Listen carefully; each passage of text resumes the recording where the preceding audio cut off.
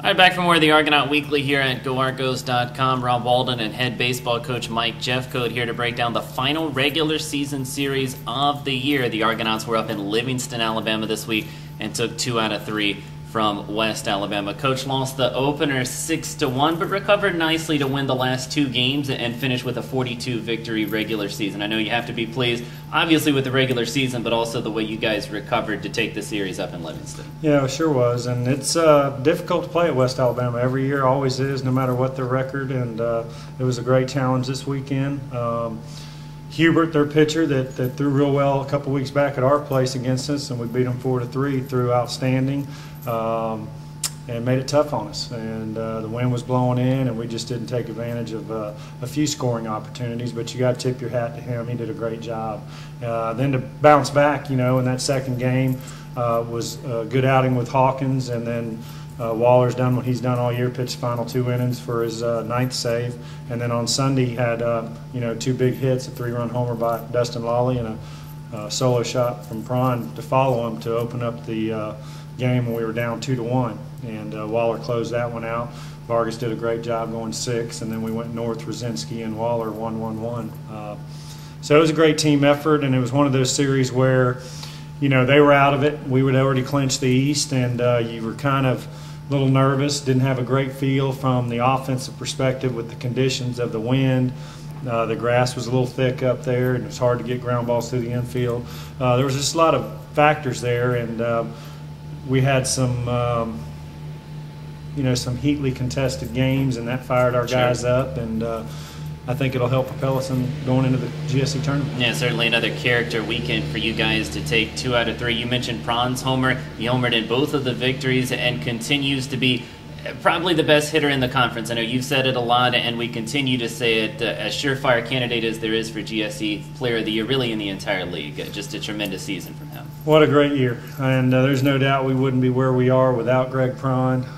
Been a 4-year starter for us and just had an unbelievable offensive breakout year. And I mean, every time we needed a big hit, he was, one of those guys, and he came through, and he's done that all year. And I think his statistics speak for themselves, and he's one of the main reasons why we're number 1, and real happy for him. You guys flipped the top of your order last week, and then it held through for the rest of the weekend, putting Brandon Brewer up at the top, dropping Tay Larry down a couple spots in the order. Obviously still an important spot in the order, that number 9 hole to turn the order around. Talk about the difference that you see in the lineup and the advantages gained from moving Brewer into that leadoff spot and dropping Larry down to the 9 hole. Well, Brandon's been hitting over 400 and doing a great job in the 9 hole, and Tay started struggling the last few weeks, and so, we were looking for on base, and Brandon's on base percentage is leading the league, and so that was more of the thought process. Let's get Brandon to the top of the order, and if he's getting on base, we can maybe have a better opportunity to score early runs.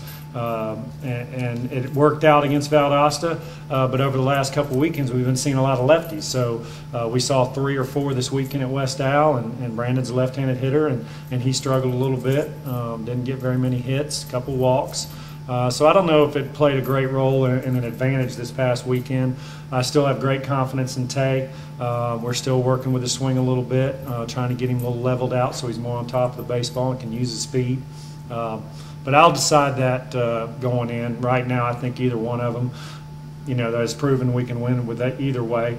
It's just going to go off of feel and how we feel with the matchups. You mentioned North and Rosinski as your 7th and 8th inning guys, leading to Waller in the 9th this past weekend. It seems like you've kind of settled into that bullpen rotation, but as we transition into tournament play starting on Friday at the GSC Tournament, you're going to need not just those 3 guys, but the entire bullpen to step up in a big way for you. Absolutely. And, the bottom line is to win a 5-day tournament, we need our starters to go deep, and we really need Postel to have a great start for us. And, we're going to ride him and see how far we can go with him before you have to start going to the bullpen. But, of course, you've got to think about in tournament play that game that day and getting that W and worrying about tomorrow. I'll slate our first 2 starters. And I won't go any farther than that in terms of trying to project, and we'll do what we have to do to win. I feel confident in our bullpen. The guys that haven't pitched a lot lately, Jadowski, Dustin Brenton, Sixto Velasco, Chad Allen, some of those guys are going to have to probably step up and contribute. How much we don't know yet, but I think we're in as good a position as anybody as far as bullpen depth. You guys get rolling on Friday against Arkansas Tech, the 4th seed out of the GSC West, first game of the GSC Tournament. I ask because, we go in with you guys clearly at the top of the regional rankings. As you approach this tournament, you could probably go 2-0 and still host that regional. How important is this Gulf South Conference tournament to you guys from a historical perspective, but most importantly for this season and the national goals that you have to accomplish? How important is it for you guys to leave Millington with the trophy this weekend? I think if you take any kind of pride at all in your conference, that the GSC is number one. You hear that with the bigger schools in football and baseball, with the SEC and ACC and Sun Belt. We want to win the GSC, and we're going to look forward to the regional after that. It's nice knowing we're going to a regional. It's nice knowing we're in a great shot to host. But we want to take care of business and try to win that GSC championship. It's going to be a tremendous challenge. Our guys know that that's one of the places they can win a ring. There's no guarantees in the regional. We'd love to win that and go to the World Series. It'd be a dream come true, obviously, and something we're shooting for. But, we're going to try to win this thing, and hopefully, worst case scenarios, you don't get anybody injured.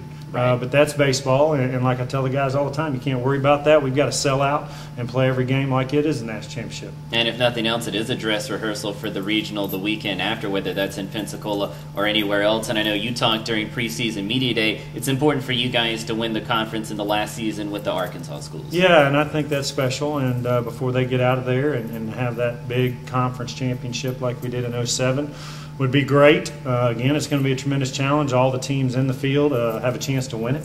There's no doubt about that. And, sometimes you could say, well, if you stayed the whole time like Valdosta last year and ended up playing 6 games to win it, right. They felt a little tired in the regional. But, hey, to me, I don't understand that. And hopefully our guys won't be that way. You're playing in a regional to go to a World Series. I don't see where physical tiredness would come into play. Got an opportunity for the second conference championship in 5 seasons, a 42-6 regular season for the Argonauts. They'll start postseason play on Friday afternoon, a 4:30 first pitch against Arkansas Tech. From there, hopefully the Argonauts stick around all the way till Tuesday in the championship round. But no matter how far West Florida goes, you can listen to all of their games live right here at GoArgos.com.